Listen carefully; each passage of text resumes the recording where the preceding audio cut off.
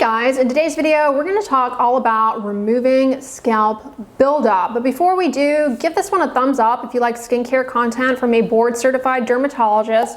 And make sure you're subscribed and you have your bell notifications on. That way YouTube lets you know as soon as my videos go live. You have the highest density of sebaceous oil glands on your scalp. People don't think twice about the need to wash their face, although I know there are some people out there who are like, I don't wash my face with anything but water. Fine.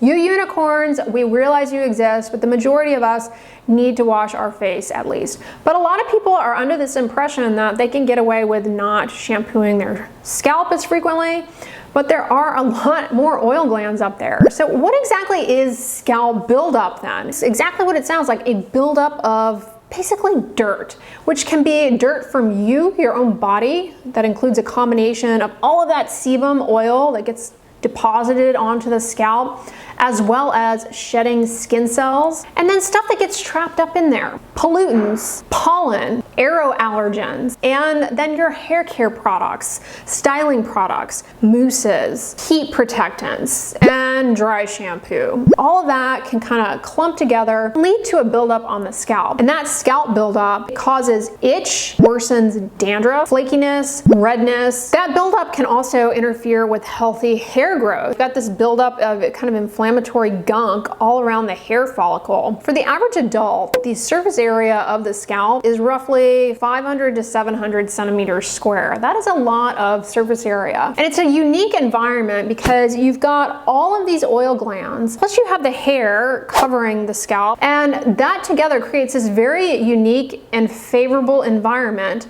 for little critters. Not to say that that's a bad thing. We have bacteria, yeast, and whatnot on our skin as part of our natural skin microbiome. When we don't cleanse the scalp enough, it kind of can push things in a direction we don't want to go. In other words, too much yeast, Malassezia yeast, takes over in these situations. It's warm, it's moist, it's oily. Microbes love that stuff, and that can end up causing symptoms of itch. For some people, that can even lead to acne breakouts in the scalp. The microbes that naturally live on your skin, they start using the oily residue and the shedding skin cells as food. And the breakdown products of that can certainly impact the health of the scalp. People are kind of under this impression that shampooing their hair less frequently is better, and that's absolutely not true. When you think about shampooing, it really is about scalp hygiene.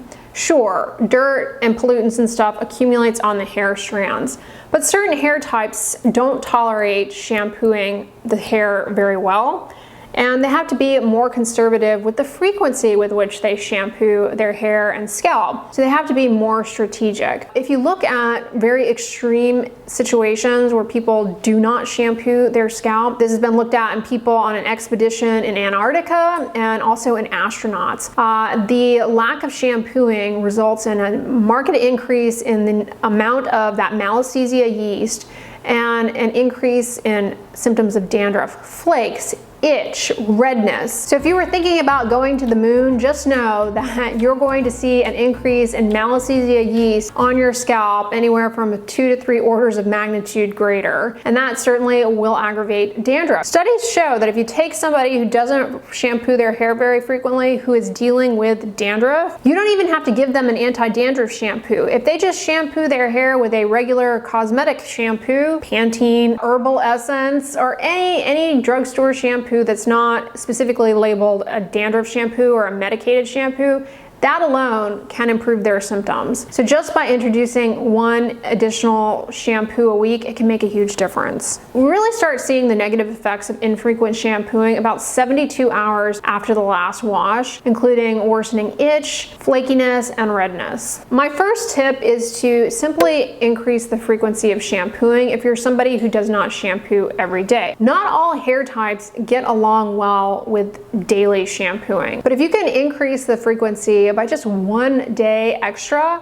it can make a huge difference in that scalp buildup that causes symptoms of itch, bumps, redness, flakiness. And if you do have a hair type that's prone to breakage, from frequent shampooing. When you shampoo, make sure that lather is just focused as much as possible on the scalp, and you're massaging it in and then rinsing it out. Yes, it's going to inevitably go onto the strands. Follow it up with a conditioner for the strands. Conditioner works to neutralize the charge that shampooing leaves on the strands, and it's that charge that leaves your hair prone to tangling and prone to breakage. What about exfoliating the scalp? People love exfoliating, and over the past few years I have seen an uptick in the number of those little exfoliating scalp brushes, and I definitely can see how those might be beneficial because they help slough off some of that scalp buildup from the surface of the scalp and from within the follicle, and you know, they're relaxing to do. Massage around the head, I can totally see how those would be great.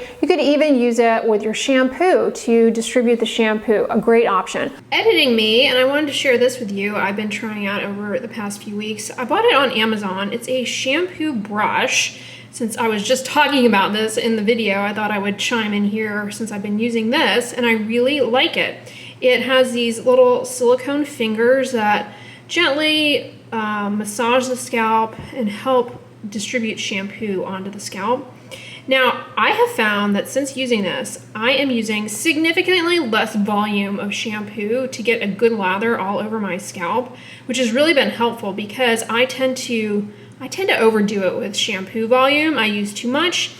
It ends up being too difficult to rinse it out. You could just hold it in your fingers like this and rub it over the surface of the scalp, get the back of your scalp, the sides. It's really been helpful for me in, again, cutting down on the volume of shampoo I use. It's nice and relaxing. But a word of warning, if you have psoriasis in your scalp, this type of this type of scrubbing, it actually can make the psoriasis worse. It's called the isomorphic response or Kebnerization. Anytime you have friction or trauma on the skin surface, it elicits more psoriasis. So an alternative to break up that buildup, and also that will help the psoriasis as well, is to use a chemical exfoliant, namely salicylic acid, which, as it turns out, is an active ingredient in anti-dandruff shampoos. It helps to thin out the buildup on the scalp, but if you've got psoriasis, it also helps to thin out the psoriasis.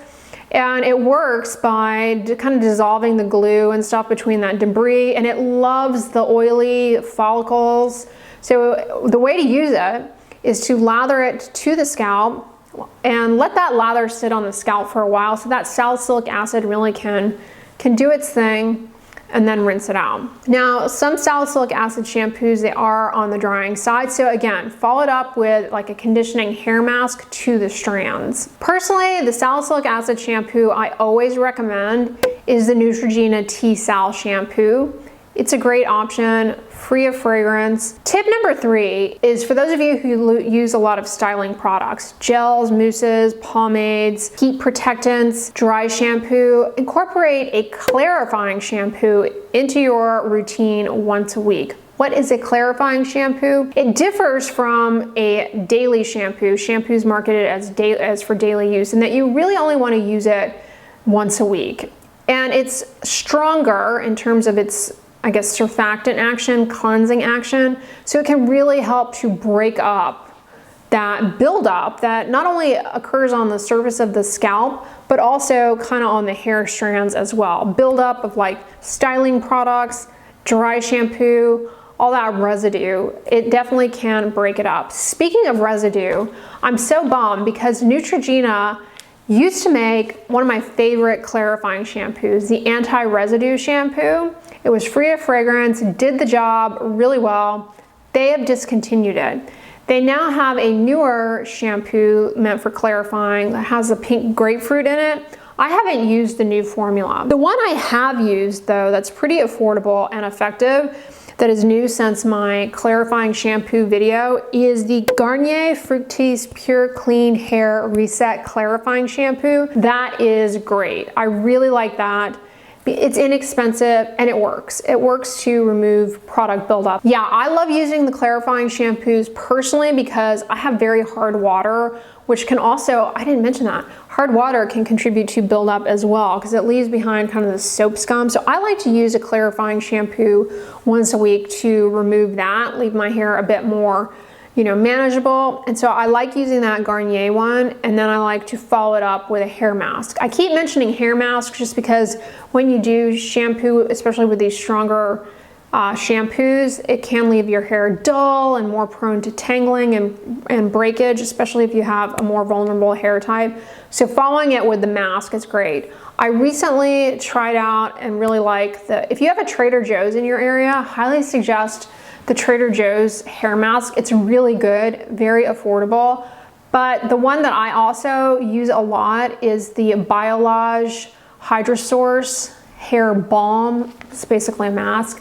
Love that. That is one of my favorites too. But the Trader Joe's one is a lot less expensive and is really good. Tip number 4 is to minimize culprits that can lead to buildup. So if you're somebody who lives for dry shampoo, maybe reduce the amount of dry shampoo that you're using. And again, if you follow tip number 1 and you shampoo your hair a bit more frequently, well then you'll back down on needing to use the dry shampoo as much, I would think. And that dry shampoo definitely can contribute to a buildup. I know a lot of people like to use dry shampoo more for styling purposes, but they also like to use it to kind of extend the longevity of their hair style, especially if they get it blown out or whatever. But it definitely can lead to scalp buildup and scalp itch for sure. The other culprit, which I don't think I mentioned, but is more problematic this time of year and getting into winter, is if you wear hats nonstop. That definitely can play a role because the hat, it creates even more favorable environment for that little yeast to take over. In fact, a few years ago, I did a video on how to prevent dandruff flares in the winter. I'll link that down below, but you'll recall from that video I point out that wearing a hat creates a hospitable environment for that little yeast. Dandruff often gets worse in the winter time, so be mindful of wearing the hats all the time. Try and take a break from them and make sure that you clean your hat. Like if you wear one of those knit caps, make sure you're washing them, to remove oily residue that would otherwise build up and affect your hair. And then if things are really bad, especially in terms of dandruff symptoms, gravitate towards a medicated shampoo. Now the medicated shampoos on the market, they tend to be pretty drying for the hair strands. So again, when you use them, follow up with a conditioning hair mask. Helps a lot. Medicated shampoos that I'm a fan of, Head and Shoulders Classic Clean, you can't go wrong with, although it does have a preservative that people are frequently allergic to, unfortunately, methyl isothiazolinone. But it has zinc pyrithione in it, which will help reduce the burden of that little yeast malassezia. Then you have selenium sulfide, another great anti-dandruff ingredient that also helps to kind of exfoliate gently the buildup. You have salicylic acid, which we also mentioned earlier. I love the Neutrogena T-Sal. You also have coal tar, which is an anti-inflammatory medicated shampoo. Smells awful, but it's very soothing, especially if you have a very itchy scalp. Works kind of similar in terms of mechanism to how Ictamol works. If you'll recall from my video on Ictamol, that brown, goopy, stinky stuff that works really well for itch. Coal tar is a bit similar in that it has that kind of anti-inflammatory soothing effect, but it does smell strange. I personally love the smell of coal tar shampoo, but that's just me. But yeah, that's another medicated shampoo option. And then you have Nizoral shampoo. Nizoral has the active ingredient ketoconazole. It's an antifungal. Nizoral is the only brand that sells a ketoconazole shampoo, but that's another option. There's also tea tree shampoos. Those are really popular for scalp health. Now, tea tree, it does have scalp benefits in terms of reducing that little yeast, malassezia, and it may be anti-inflammatory, but you can end up developing an allergy to it. And tea tree is not as consistent in terms of the quality of it and the abundance. It's not an FDA treatment for dandruff. So to what extent one shampoo with tea tree oil is as effective as another, we'll never know. And as long as you tolerate it okay, it does actually seem to help people out a bit. All right, you guys, those are my tips for scalp buildup. Hopefully these tips, they help you out, especially if you're someone who's dealing with, pimples in your scalp, constant itch, worsening dandruff. Recently, I have seen, and I'm very intrigued by this, y'all know Hydrofacial. I went and got one a few years ago. It was fun.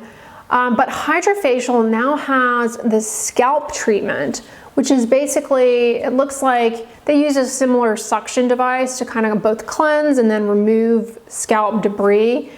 I can't speak to the efficacy of that. It's not something, you know, you're gonna see trials in. I've never done one, but I am intrigued. Let me know if you've had one done. They look really interesting. I guess I would worry, you know, again, if you have scalp psoriasis, that might aggravate it. Yeah, let me know if you've had one of those done. I would actually entertain the idea of getting that done sometime, just because it looks like fun. It looks relaxing, but I'm not necessarily recommending it. I'm not that familiar with it. It's not like, you know, a treatment for dandruff by any means, but I have seen that popping up and it is something that looks interesting to me. If you guys enjoyed this video, give it a thumbs up, share it with your friends, and as always, don't forget, sunscreen and subscribe. I'll talk to you guys tomorrow. Bye.